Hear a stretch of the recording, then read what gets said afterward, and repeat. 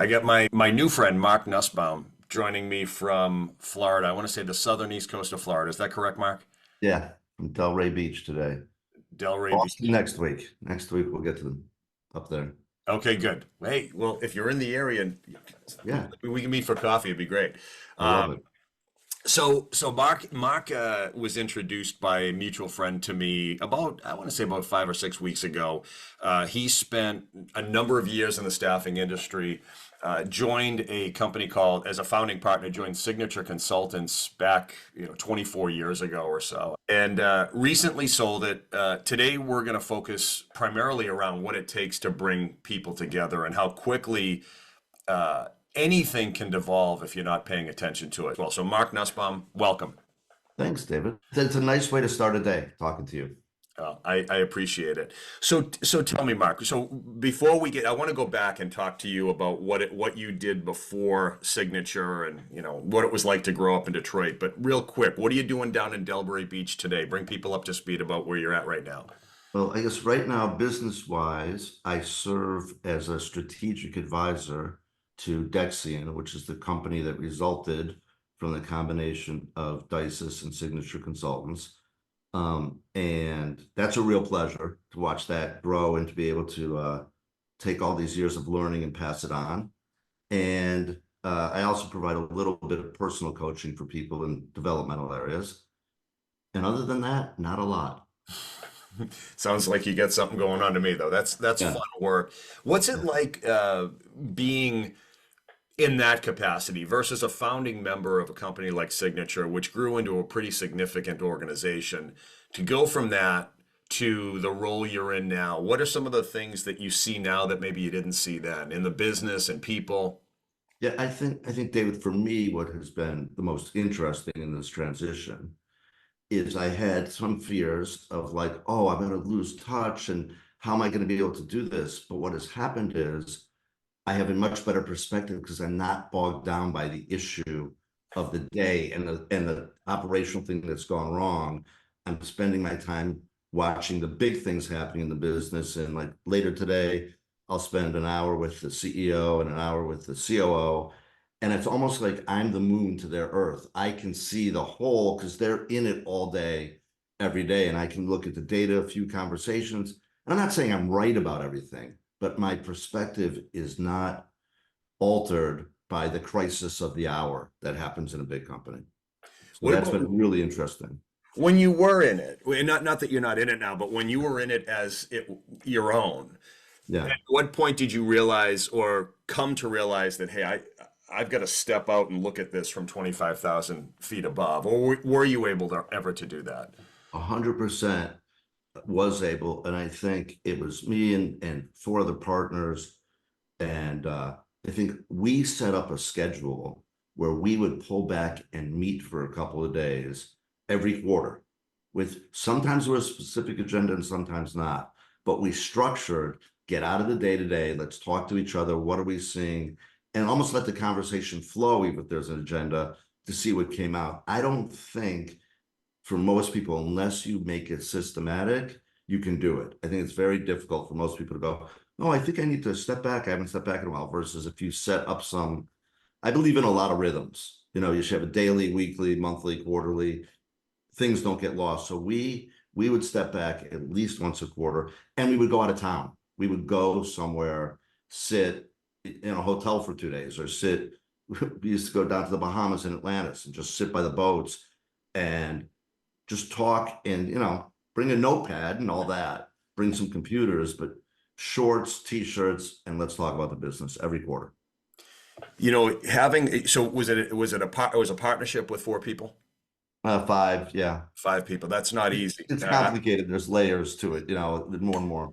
Yeah, like, and maybe this is how we can tie it into music a little bit. And I want to go back to your childhood as well, but that's got to be tough. I mean, it's not easy to share ideas, share a company for that extended period of time with that many people and still remain aligned. I'm sure there are some times over the years where there were disagreements or question marks, and how do you work through those things? I think about like famous bands that couldn't stay together for, Yeah. long because they just couldn't get along. So what was that like, and how did you work through those things?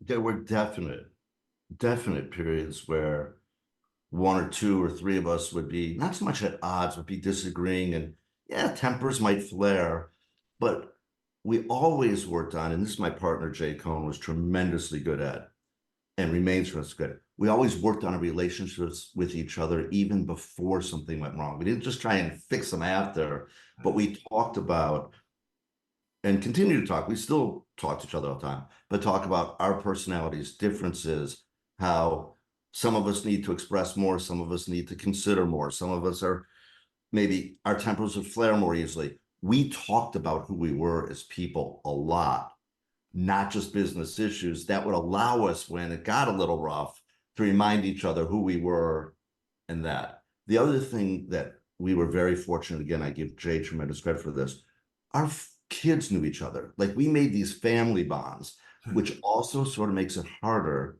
to get madder because you're really tied together holistically.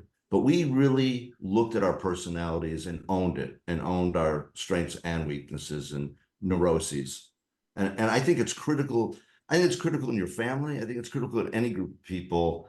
Hard to fix when it's broken if you haven't laid that groundwork. Did you start there as a team? Did you start there knowing these things that if we can get this set first, we've got the foundation to work through stuff, or did that come in time? I think the seed was there. So let me go back in time a little bit. I met Jay. I was a lawyer practicing healthcare law, and Jay was a gastroenterologist. And we met each other through business, and we formed a large medical practice that still exists today in Florida. And we had common philosophies as we built that about knowing that companies are just groups of people and that you have to manage the group as a group, regardless of what business you're in. Did we become more sophisticated about that over the years through the School of Hard Knocks and graduate degrees from that school? Absolutely. But inherently, we understood from the beginning that it was about people, whatever it is, even the only, what business doesn't have people in it? None, Right. Right. right? Right. You know, Right. So tell me about you. Go back to growing up in Detroit. How long were you there, and what was that experience like? Especially growing up two blocks away from Motown. about 2 miles, two 2 miles. miles. Oh, 2 miles. Yeah. So, growing up in Detroit was, I think, I was going to say interesting because it was good and bad. Um, in the sense of when I was young, the riots hit and that sort of pushed the city to a very tough spot. You're a young person, the streets are in flames, you don't really go into the city, etc. But what's great is that part of the country, and I'm headed there in September, has the warmest people, the nicest people. And you talk about music in Motown. Unlike today, I'm of an age when you grew up, we all listened to the same radio station. And we actually listened to a radio station out of Windsor, Ontario, CKLW. And what was different and sort of held us together is today you put on Sirius and your channels are down to a single artist, right? It's E Street Radio, it's Outlaw Country. Then it was everything. And I think that gave us a more common cultural experience than we have today. And I think we would be benefited today by that. In fact, I was talking to my eldest son yesterday. Um, and I was saying, they're talking now, you got to pay for some NFL games on like Amazon Prime. I don't think that's good for our society, that some people can't watch what is now our national pastime because you have to have a certain amount of wealth. I think that's very bad for us. I think these common shared experiences are critical to our unity as a nation. So Detroit was very blended, much more blended than Boston is. Yeah, I don't doubt it. I think I told you the last time we talked. I watched the special on with Barry Gordy and Smokey Robinson talking about Motown Records evolved. It was an awesome story. Just they were just having fun writing music, trying to meet, what they said, and this is not my quote, but Berry Gordy said, we were just trying to meet some girls, play music, have some fun, and trying to meet some girls. But what it became, and then that collection of people coming together to make just some of the And greatest look, music of all time. and David, look at it, it appealed to all types of people, all socioeconomic status, and through the years. I went and saw Diana Ross in your neck of the woods a month ago. Place was jammed, it jammed with all kinds of people. And I don't know if you watched, they had a concert from Detroit on NBC a week or so ago because they opened it, refurbished the big main train station.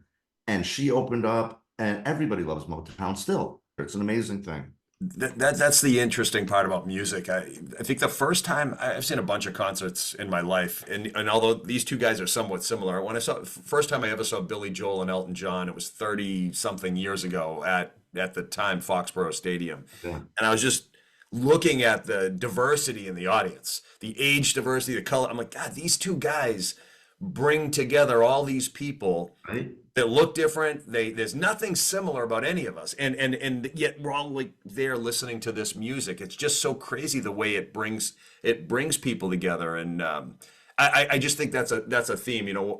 For Father's Day yesterday, one of the things my wife did with my kids is she took just different pictures of us over the years, and then she surveyed the kids on me, for example. But one of their favorite things is my ability to put together a playlist that everybody likes. So if Right. we have people over the house, there's diversity in the playlist. So if you're old or young, it doesn't matter. Everybody's loving the music, and there's just something about bringing people together and just helping them to Magic. relax and just lose themselves in it. It's awesome. So It's a magical thing, no question. it really is. So tell me what you did as a kid. Like, what were your hobbies? How did you decide to go to the schools you went to? Why did you choose law? I'll let you kind of like fill in the blanks there. So, a kid growing up in Detroit in the winter, you played pond hockey. And then I was a basketball player. And early on though, by I want to say 12, 13, I was a music addict by then. And it's funny, I saw, I'm still good friends with people from kindergarten, and we've all spread out across the country. It is not uncommon in my age cohort that people left Detroit because of the state of things, and it's doing so much better now. But we were all pond hockey, basketball, all music fanatics.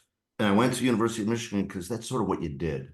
It wasn't, I didn't, at least in my neighborhood, it wasn't this broad-minded thing that I know my children experience and people experience today, where this college search is almost like global. That didn't happen. And I ended up going to law school because I was graduating college and didn't know what to do with myself. So I bought 3 more years time. But I took the LSATs and I did very well. So I'm like, oh, you know what? And I got into Michigan law, which was, solid school. And then I actually started practicing law. And on the first day I knew it was the wrong thing for me. Like, I'm like, oh, this is not what I'm gonna do with my life. But it took years to get out till I could see what it was. I stayed patient, Yeah. made senior partner, and then quit promptly after that. Can I ask you a question? Honey, When I can relate to, even though I didn't do it, I can relate to buying time because very few people know what the heck they want to do when they graduate high school, college, whatever. Most of us are just not ready. So you bought yourself some time and chose law school. At what point did you realize, like, was it when you said right away, what was it about right away that made you feel like this is not what I want to do? So when I say right away, the first day I went to work, I went to work. I'm walking down the hall of this law firm, very good law firm, wonderful people. And I'm seeing guys. So what am I, 25, 26 years old? I'm seeing guys who are 40, 50. And I could see them sitting in their offices and like, oh my God, they've been doing that for 15, 20 years. I cannot sit in an office for 35, 40 years. Like I had a visual, and I just gotten married. And I remember I came home from work and my wife and I'd been, literally married for 3, 4 weeks. I'm like, we got a problem. And then 9 years later, you're still an attorney? Yes, but what I did was I moved to Florida to practice law. Thought that was it. Yeah, I was patient, you know. So what? I'm 34, 35, but there's plenty of runway. Yeah. Yeah, Yeah. Well, it's funny because I wasn't an attorney. I was a staffing guy. You became a right, staffing guy after, and I became good at it. I was terrible at it, by the way, just terrible. It was primarily my work ethic didn't exist. So I was in a business that required hustle, and I had none until I almost got fired, and that woke me up. right. But when I decided to apply myself and put the time in, I became really good at it. And I enjoyed the process of getting better. I was in the IT staffing space, and the truth is, I have no interest in technology. Like, I never really liked talking about what I did, Right. but I was really good at closing business about and closing business with people that I couldn't really communicate with them about what it is that they were doing, but I just kind of like the people part of it. But the problem for me was I didn't want to be in that business because I didn't enjoy talking about it. So I was there 13 years. Right. And on the weekends, I would say to my wife, "What am I gonna do? Like, what else can I possibly do with my life? There's nothing wrong with this. It's great living, but it's just not what I wanted to do." And so you probably felt that way kind of as an attorney, right? 100%. I feel like it was such a trap. It was like you're really good at it and you're succeeding, and everybody's looking at you going, wow, you're awesome. That's great. And you're thinking inside, yeah, but these clothes don't fit. Like, it's not where I want to be. It was and you're getting all this feedback. Oh, you're doing great. This is unbelievable. You're making partner. I'm like, yeah, but I got to get out. And people look at you like you're out of your mind. Yeah, yeah. Yeah. So how And do you maybe get you to that are. decision? How do you? It was very hard. I say it and I'm being light about it, but it weighed on me maybe more than anything else, and I couldn't understand it because everybody around me, it's not like other people were saying, "Oh, I love my job." Right. Outside of my job, my friends weren't loving their job, so I thought, well, you're kind of supposed to kind of not like it. It's no big deal. Nobody likes their job, but how did you get to the point where you said, no, this is it. I got to take a Oh. job. I was sort of like a running back. I had to wait till the hole opened to get through there. So I mentioned earlier my great friend Jay, we've done this medical business and we established this thing, like literally established it. And the company offered to buy the business and the doctors refused to sell it. The next day, the guy who offered he was a real estate developer, medical real estate developer who I knew well because I'd done some transactions as not as his lawyer, counter to him.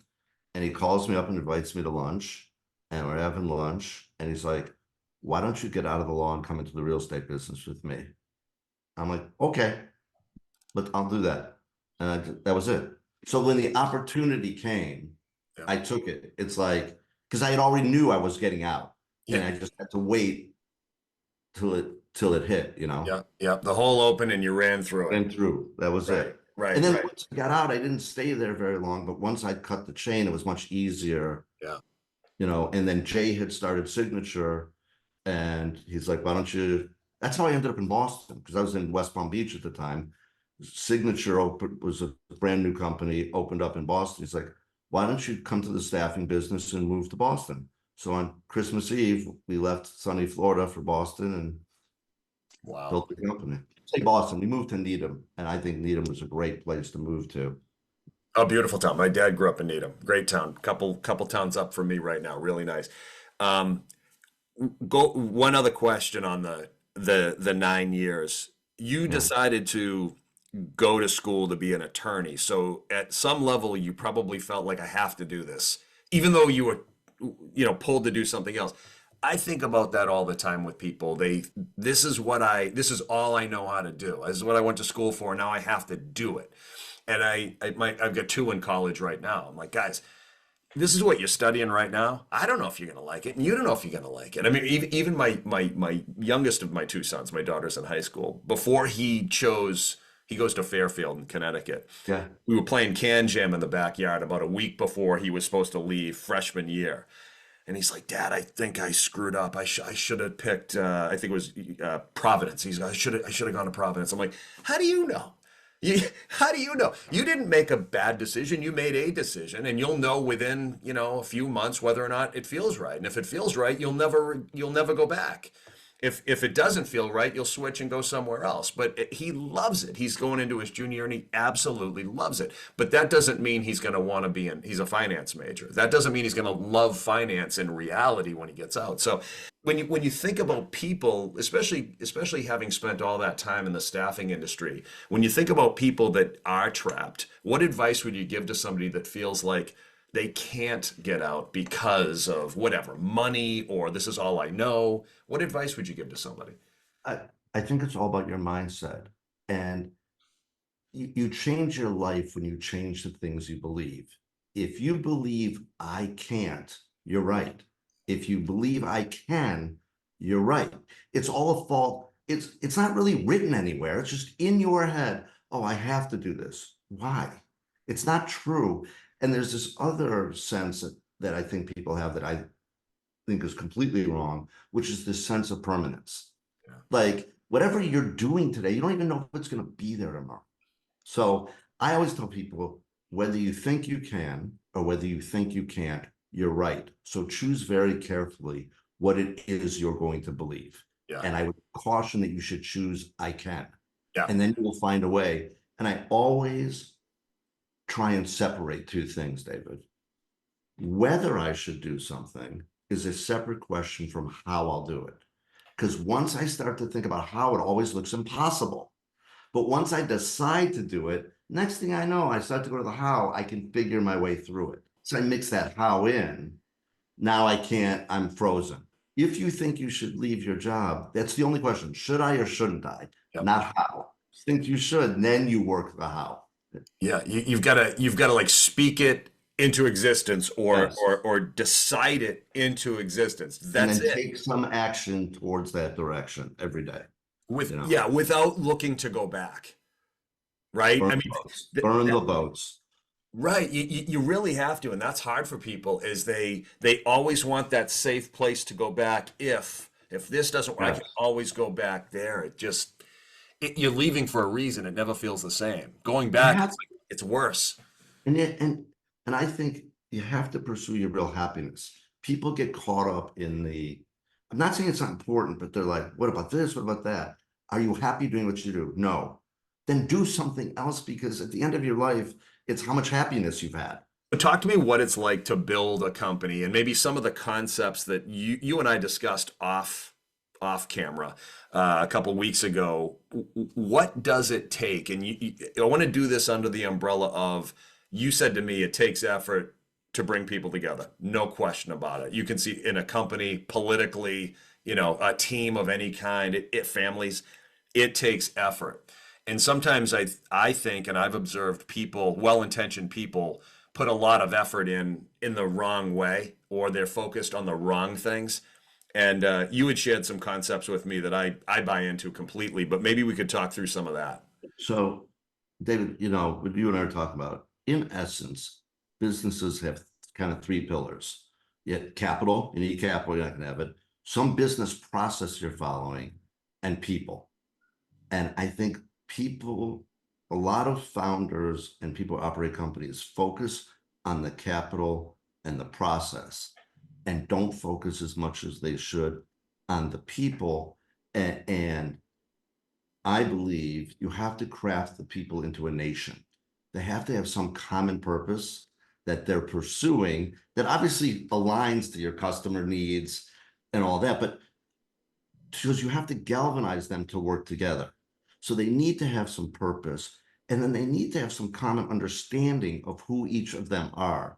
And even in a large company where you have hundreds of people, you want that purpose to wrap all of them. And then these sort of sub nations, be it the finance department or the sales, you want the leaders of them to weave those teams together, and your ultimate leader to weave the heads of those teams together so that the teams cooperate.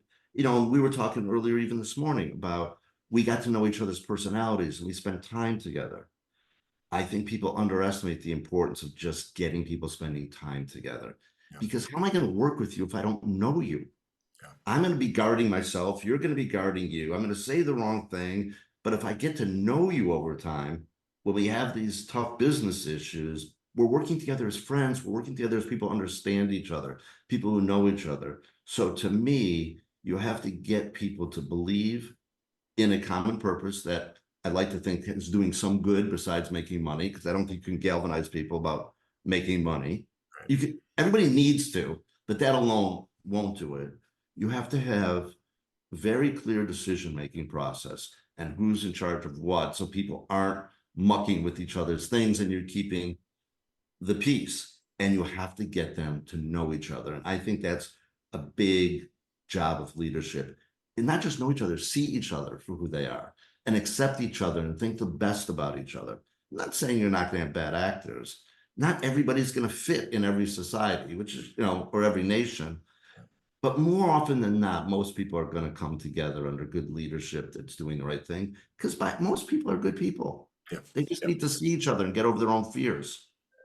Yep. Oh, I leaned on my keyboard there. I Oh, could not agree more. I was having a conversation. I'll leave names out of it and I'll leave the topic out of it. But I was having a conversation with somebody last week who has a very kind of a jaded perspective about what people, other people, I'll put it in quotes, are like or how they think. And I just, that makes my blood boil because I still have a long way to go. Hopefully, I'll live till I'm 100, but I 52 hope years so. in, I'm not worried about the other people. I've somehow found a way to get 52 years in without believing in a conspiracy that everybody's is going to turn on everybody. Does that mean, to your point, that there aren't bad characters? Of course there are, but the bad characters are on the fringe, and then when you have two sides of anything, it's only a few members of the two sides that are ruining it for everybody else. When you talk about common purpose, give me an example of an effective purpose that maybe a company ought to be thinking about versus what they're doing now. I wish I had in front of me the United States Constitution, because I'm going to bastardize it. But the first sentence of the Constitution is essentially, we the people, in order to form a more perfect union, ensure domestic tranquility, a common defense, and the blessings of liberty for our citizens hereby establish this Constitution. That's a purpose. Yep. So why can't your company have a similar purpose? Like, let's just use a staffing company, since you and I both touch the industry. Your purpose is what? To take good people, find them good jobs at good companies, and help good companies get their work done. Yep. That's a wonderful thing. It's that, but you have to take a minute to think about it and be willing to stand up and articulate it Yep. and tell people. And if that's not what you want to do, then let me help you find somewhere else to go do something that you do want to do. Yep. And you will aggregate people who believe in that, and that guides you. And then hopefully you have good process and enough capital and you can get there. Yeah, yeah. So, and as you grow a company and you bring more people in, you've got to be even more intentional about inviting Yes. them into that purpose. It's very easy to lose that. When I started my company, I've said this a million times on these podcasts, so I'm always at the risk of being redundant. But when I started my company, I wanted to help my clients or future clients build and lead self-directed people. I fundamentally believe if you can create independence in a person, they'll maximize what they're capable of, and they'll bring so much value to the greater group. And so everything I do, whether it's training a leader, coaching an exec, or developing salespeople, all I'm trying to do is help them achieve some level of independence, decision making, confidence in communication, et cetera, et cetera, et cetera. Because in the end, I think we're all better off for that. Let me ask you a Yeah, question. yeah. How, if at all, is that different from being a father? It's not. Right, It, exactly. it's People are not. people. I agree. I think it. You talk about how hard it is. I mean, it takes a ton of effort to do. It takes a ton of effort to be a father. Even when you think you're doing the right thing, things get screwed up. I mean, I think about the times in my life where I thought I was doing the right thing, and maybe on paper it was the right thing, but it caused a divide with, say, one of my kids, not intending for that to happen. It's the same thing in a company, especially as you bring in people. But I think you gotta believe in the principles and the purpose to the point where you'll go to battle over those things, like for me, like things that are just not negotiable. Even with me and my clients, like if you aren't looking to develop people that can think and make decisions and to take chances, you're not going to want to work with me. You're just Right? not going to want to do it. And I'm not going to want to work with you. So when you think about like a signature, how do you how do you invite people into that conversation so that not only do they buy into it, but they want to live it? You know, I think for us, what had occurred, and it took years of preaching it, was then the community sort of starts to do it itself, right? So Signature had, I can't even remember, what's called 30 offices across the country. Okay. Yeah. Well, they're doing their own hiring, but the leaders of those offices were already bought into creating a company that was putting good people in good jobs at the right companies at a fair and reasonable price. So they were hiring that and they were telling people, this is what we do. Do you want it? It, it becomes self-perpetuating at some point in time if you've worked hard at it, right? And you mentioned about, oh, I could be repetitious. I think if you aren't repetitious, you will fail Mm. because every day your nation changes. Like you say, some people join, some people leave. They weren't there at the founding, but you want them ultimately to feel like they were there at the founding. So you have to tell the story over and over and over, or else they'll never feel that. That doesn't happen enough. I got to tell you, I've worked with a lot of different companies, and that does not happen enough. It's a once a year, let us remind you of whatever, but you might as well not say anything. Yeah, I agree. And sometimes you get sort of tired of hearing yourself say it, but it's your obligation, it's your responsibility Yeah. to sit with the young people, go, here's why we're doing this, and here's how we decided to do it, and take the time because you're asking, look at if we call it a nation, the people who work there are kind of like citizens of your nation. So you have obligations to them and they have responsibilities to the nation.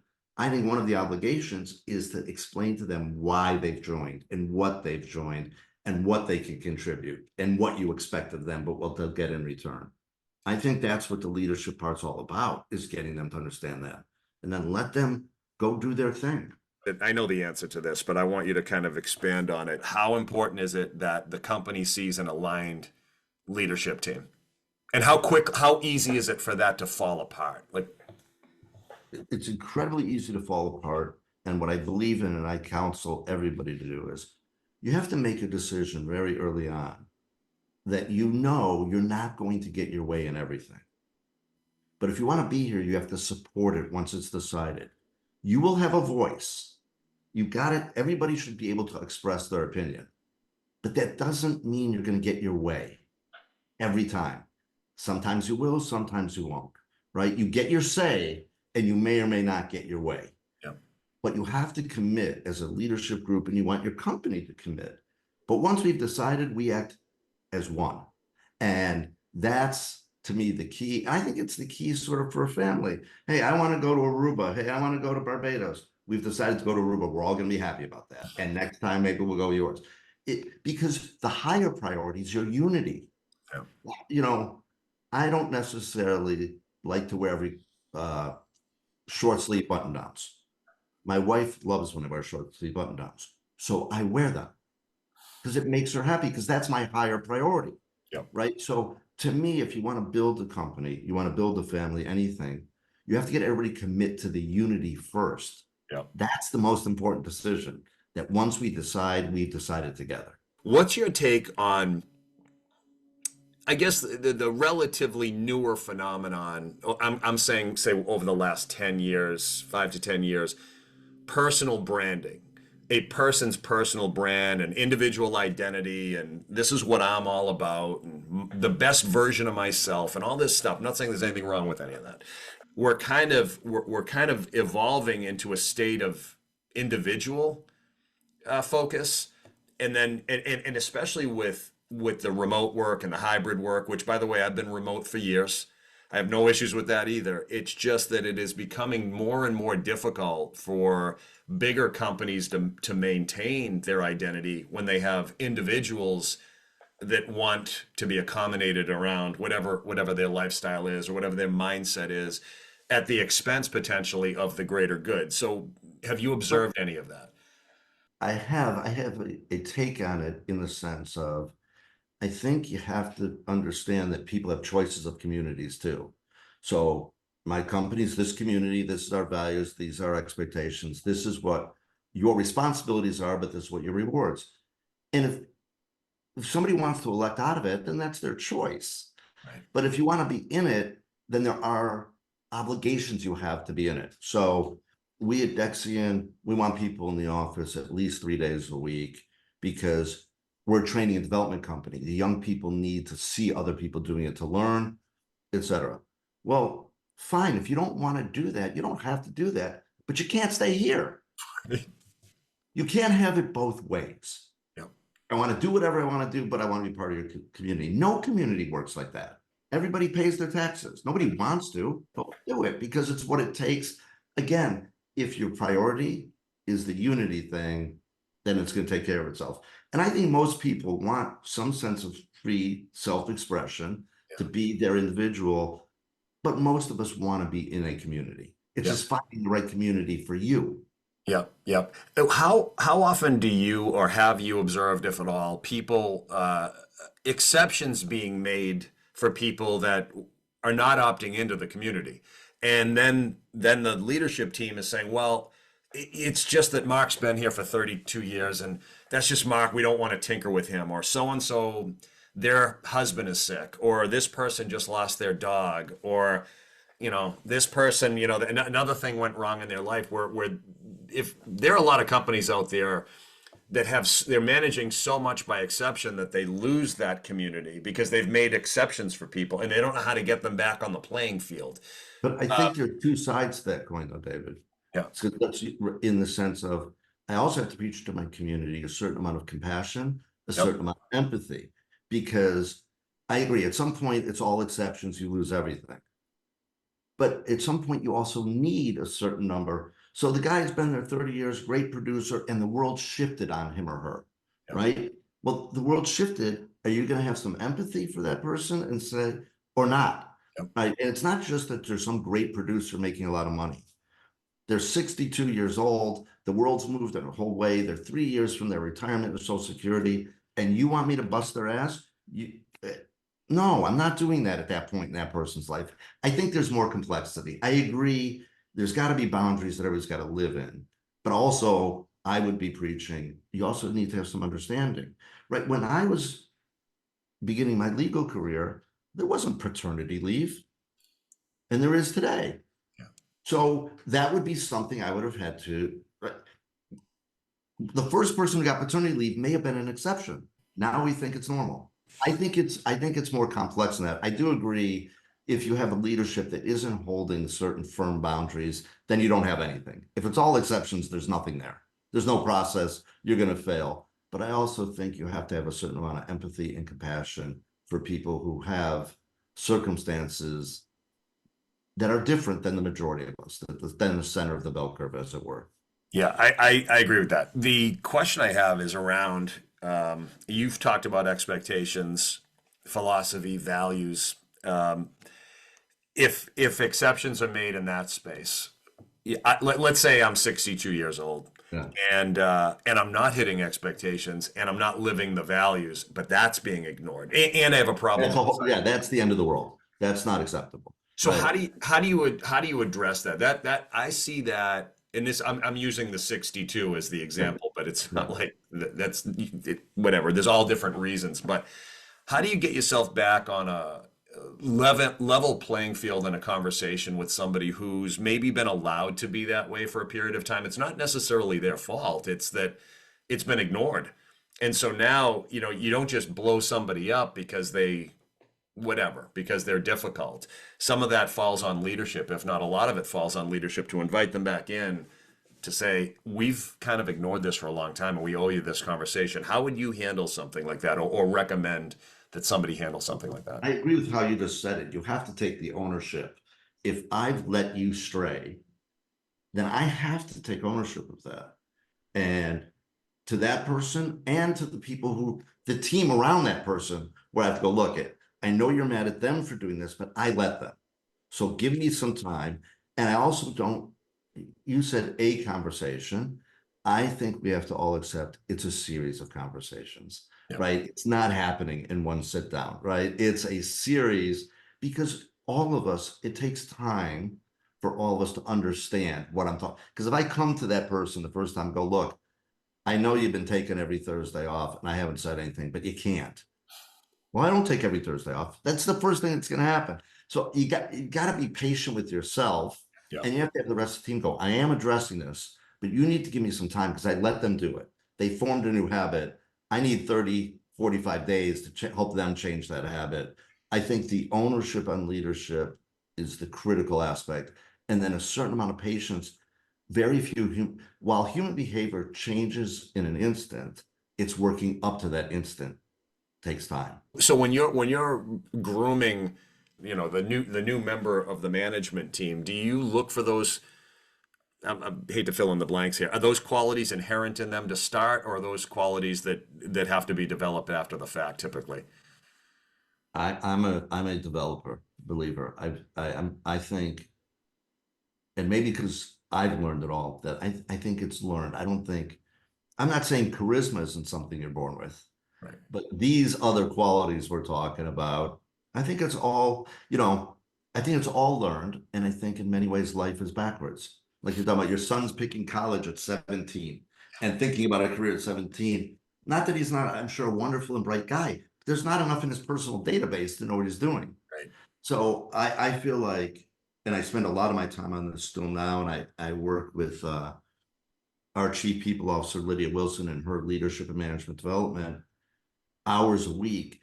It takes years to teach somebody all these things, to get them to understand that empathy and compassion and patience aren't just virtues in church, they're virtues in life. And they're virtues in business because business is just part of life. Like we were saying, fatherhood is the same thing that you do as in your business. You're just one man doing one thing wherever you go. And people learn to become independent thinkers and guiders of their lives. I think leadership development and team weaving is the job of the most senior leaders of the company, much more, even the CFO, because the CFO has a controller, and the controller is paying the bills, collecting the money, getting payroll done. Yes, they have financial strategy too, but they're building that finance department to be empathetic to the sales team, who's not going to be as disciplined as an accountant, and stop being pissed about that because you should know better at this point in your life. That's how it is. I agree. I have a client who thinks people are born a certain way, which is more of a fixed way of thinking, fixed versus Yes. growth. Yeah. But he said, can you really teach somebody how to understand other people, or can you really teach somebody how to be disciplined or motivated? And Yes. I agree with you. I think absolutely you can if they're open to it. If Yeah. somebody has an element of desire or curiosity to try something, or to approach something, then you have a chance with them. It all comes down to, is there an openness there? And if there's an openness there, you got a chance with them. If there's no And openness, there's nothing you can do about it. right. And I'm sure that your client is going, well, I failed here and failed there. And I'm gonna go, yeah. And I'm not saying it succeeds 100% of the time, but it succeeds more than it fails. And by the way, you're constantly feeling like frustrated in your life, and I'm constantly feeling hopeful. I'm going with that. You talk about that fixed mindset. I guess that's the work of like Carolyn Dweck, and Yeah. that it's everything, right? Yeah. That growth mindset is everything. Yeah, and it's one of those phrases like trust that it's becoming rote, and it shouldn't be. I think there's this assumption that people really understand what it means to have a growth mindset, but it goes back to your the Henry Ford quote: whatever if you believe, then it's true. If you don't believe, then it's true. Whatever Yeah. it's true. That's exactly what it comes down to. If that's what you think and you've already concluded the outcome, then there's nothing I can do to change your mind. But I just become a sheet in that moment. I'm just a hanging sheet, and whatever you believe is fine with me. I'm not going to work to try to convince you otherwise. You mentioned a word, David, and you mentioned the word trust, and it's becoming a little bit like, so I'll give you an example of what I teach. When somebody says to me trust, I go, you got to stop for a second because I don't know what you mean by that word. I think trust has four very clear components to it. There's character. Somebody's a good character, bad character. There's competence. Listen, you would not trust me to fix your car. I have no idea how to do that. But now you're saying you don't trust, but do you mean character or competence? There's, do we share the same commitment to outcome? If we're on the team, are we both trying to win, or are you just trying to collect your paycheck? And then there's communication. When I go silent on you, you don't trust me anymore, even though I'm not doing anything. So whenever he says, well, I don't trust, I go, all right, stop right there. I need to know much deeper what you're saying. Are you saying they're a bad character? Or are you saying we have them in the wrong job? They don't know how to do their job? Or are you saying they're not calling you back? What do you mean? So I get real nervous on trust because it's dynamite. If you tell somebody you don't trust them, you're blowing it up. And I think because everybody hears character first, Yes. they don't always mean character. Yes, well, that the book by Stephen Covey, Speed of Trust, I think you're probably referencing some of those concepts. Is there are so many elements to it. I could say I don't trust this person, but I love them. But to your Right. point, I think you're a great guy, Mark. But please don't touch my car's engine. Like it's not that Yeah. you're not a good guy. So I get it. Let me ask you this real quick, because I want to be respectful of your time as well. I'm curious to get your take on the state of employment, jobs. As a father of three, two will soon be in the working world. I've had the opportunity to talk to so many people that are really, they struggle to find work when they come out of school, and what they thought the world was going to be like before school is not really what the world is like when they get out. Where do you think we're at? What's broken and working with the hiring process or the job search process, like from your perspective? I think first and foremost, I believe that we live in the greatest country that's ever existed in history, and that over time, almost everybody will be fine. You always have outliers where sadly, be it mental illness, addiction, Yep. but by and large, most people will be fine. Buffett's not kidding. Just buy the S&P 500. This economy grows over time. So I think the first thing I tell people is you got to relax. It's going to work out. It might not work out day one, Mhm. but you keep trying things. I think what the hardest part is, whether it's broken or not, but what we'll call broken is the inability to effectively communicate. Hey, these are the jobs. This is what I require. Hey, this is what I'm looking for. I think that's why the staffing industry continues to work and it isn't getting replaced totally by technology, other than maybe in day labor jobs where Yep. we don't have that. And that somebody who's really good at staffing, who's a really good recruiter, what they really are is a great link in the communication chain. And that's what they're paying money for. That's why they get paid, because it's very difficult for two strangers to communicate about what this job is, what you're looking for, what they expect. And I think you will continue to see the staffing industry thrive by the use of technology and won't be replaced by technology, because the biggest issue is linking two people together. Yes, yes. I had a conversation with two of my nephews yesterday, and they're young, mid 20s, and they were talking about the whole idea of applying for a job online and then waiting for feedback without a staffing company, and Yeah. how nearly impossible it feels. Where And the how jobs. alone they feel. And yes. Yeah. So what advice would you give to somebody who say, whether they're using a staffing company? I mean, there are plenty of staffing companies that are relying on technology to post a job and submit a job as well. But what advice would you give to somebody who's almost solely relying on the technology to get the job done? Don't. I wouldn't. I Right.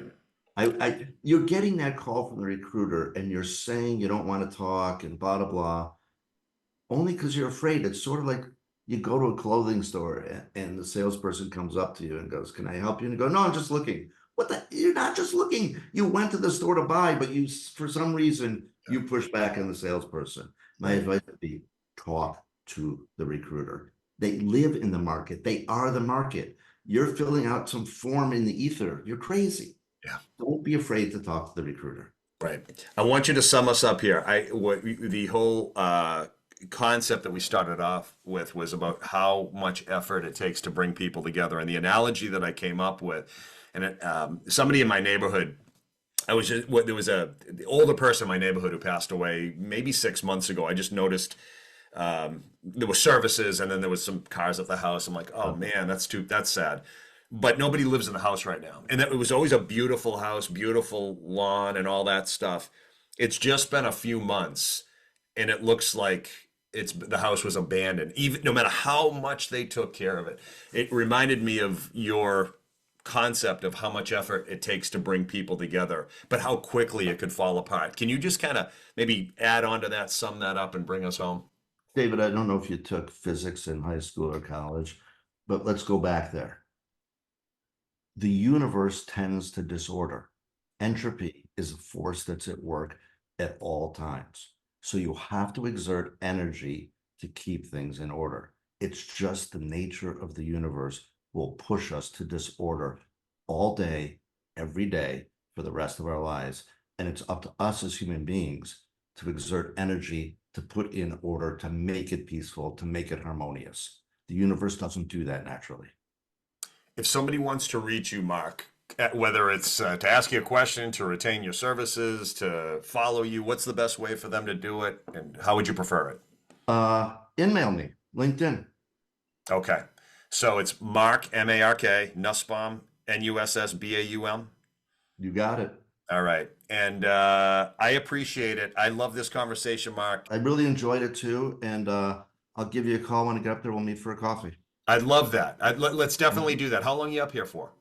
I'll be up there all of July and August. Oh, we got plenty of time. Yeah, Absolutely. I'll come to you. You come to me. Whatever we'll do. We'll have some fun. perfect. All All right, right, David. Mark. Great to see you. Take You care. as well. Bye bye. Bye.